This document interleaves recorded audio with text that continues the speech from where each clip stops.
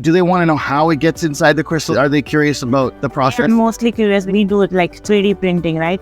So I just tell them that we do this laser. As the customer wants to know how it's done. Now, when we can facilitate people like Hero to understand the process, to understand the science behind how we do what we do, all of a sudden, it takes that selling experience and the customer's experience to a whole other level.